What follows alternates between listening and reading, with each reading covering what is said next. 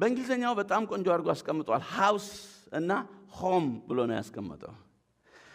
ሃውስ ጣራ ግድግዳው ነው። ሆም ጓዳ ጎድጓዳው ነው። እና እኔ የማወራው ዛሬ ስለ ሃውስ ሳይሆን ስለምን ነው? ስለ ሆም።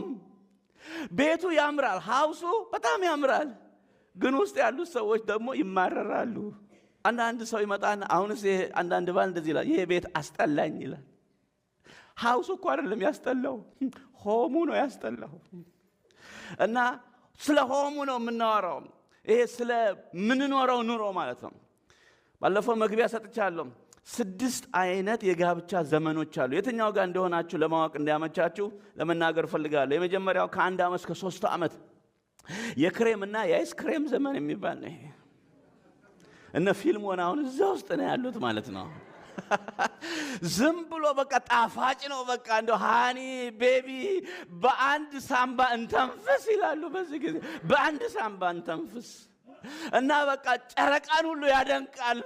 ጨረቃ ግን አንድ 20 ዓመት በትዳር ሲቆዩ ጨረቃ መኖሯ አለመኖሯ ትዝ አይላቸውም። በቃ ትኑር አትኑር።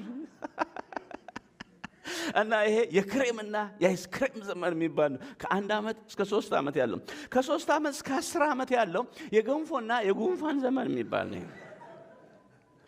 ገንፎ ልጆች የሚወለዱበት፣ ገንፎ የሚበላበት ነገር ደግሞ በቀላሉ ከአንዱ ወደ አንዱ እንደ ጉንፋን የሚተላለፍበት እና የገንፎና የጉንፋን ዘመን ይባላል። የትኛው ዘመን ውስጥ ትሆኑ እናንተ ያላችሁ?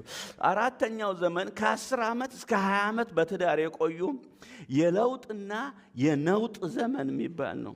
ልጆች ይደርሳሉ እና በቃ ሐሳብ ይገባዋል ሰው፣ የተለያየ ነገር ይሆናል። ደግሞ በኑሮም እየተለወጡ ይሄዳሉ። 4ኛው ከ20 ዓመት እስከ 30 ዓመት ያለው የዳቦና የዱባ ዘመን የሚባል ነው። እና አሁን ከክሬም ወደ ዳቦ መጣ ማለት ነው። እና የዱባ ዘመን፣ ዱባ በተፈጥሮ ወደ ላይ አያድግም፣ ወደ ጎን ነው የሚያድገው።